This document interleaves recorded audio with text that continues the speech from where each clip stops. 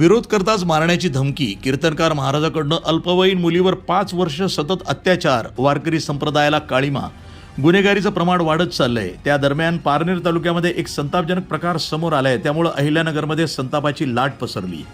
वारकरी परंपरेला काळीमा फासणारी संतापजनक घटना अहिल्यानगरमधील पारनेर तालुक्यामधील ढवळपूर इथं उघडकीस आली आहे। श्री दुर्गादेवी वारकरी शिक्षण संस्थेचा अध्यक्ष आणि कीर्तनकार यशवंत एकनाथ थोरात उर्फ अण्णासाहेब गुंजाळ या नराधमानं एका 17 वर्षीय अल्पवयीन मुलीवर तब्बल 5 वर्ष धाक दाखवत वारंवार अत्याचार केल्याचा संतापजनक प्रकार समोर आलाय। एवढंच नव्हे तर नराधम आरोपीनं मुलीला गरम लोखंडी पकडीनं चटके देत अमानुष मारहाण केल्याचंही फिर्यादीमध्ये नमूद करण्यात आलंय। पारनेर कीर्तनकार यशवंत थोरात मुलीवर अत्याचार, घरी कोणी नसताना वारंवार त्यानं केला अत्याचार। पीडित मुलगी इयत्ता 8वी शिकत असतानाच हा प्रकार सुरू होता। आरोपी यशवंत थोरात हा पीडितेच्या घराशेजारीच राहत असल्यानं दोन्ही कुटुंबामध्ये कौटुंबिक संबंध होते। पीडितेचा भाऊ आरोपीच्या वारकरी शिक्षण संस्थेमध्ये सचिव म्हणून कार्यरत असल्याचा फायदा घेत आरोपीनं 2021 पासून पीडित मुलीवर वाईट नजर ठेवली। मुलगी घरी एकटी असताना त्यानं तिच्यावर वारंवार बळजबरीनं अत्याचार केल्याचं समोर आलंय।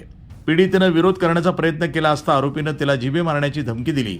मी 2 हाफ मर्डर केलेत, जर कोणाला काही सांगितलं तर तुझ्या आईवडिलांना आणि भावाला मारून टाकेन अशी भीती दाखवली।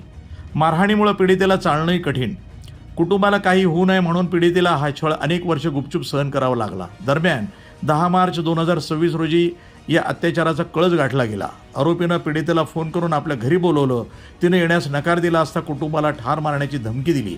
भीतीपोटी पीडिता त्याच्या घरी गेली असता आरोपीनं तिला कम्प्युटर रूममध्ये नेऊन बांबू आणि चापट्याने बेदम मारहाण केली। त्यानंतर स्वयंपाकघरातील लोखंडी पकड गॅसवर तापवून तिच्या शरीरावर चटके देत अमानुष अत्याचार केला। या क्रूर मारहाणीमुळे पीडितेला चालणंही कठीण झालं होतं।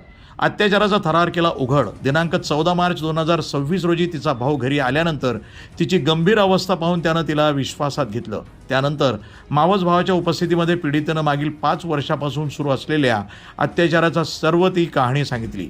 त्यानंतर पीडितेच्या भावानं पारनेर पोलीस ठाण्यात धाव घेऊन फिर्याद दाखल केली। पारनेर पोलिसांनी या प्रकरणी यशवंत एकनाथ थोरात याच्या विरुद्ध भारतीय न्याय संहिता तसंच बाल लैंगिक अत्याचार प्रतिबंधक कायदा अंतर्गत विविध गंभीर कलमान्वये गुन्हा दाखल केला असून आरोपीला तात्काळ अटक करण्यात आली आहे। या घटनेमुळे संपूर्ण अहिल्यानगर जिल्ह्यामध्ये संतापाची लाट उसळली आहे। वृत्तसंपादन विभाग, न्यूज टुडे 24, अहिल्यानगर।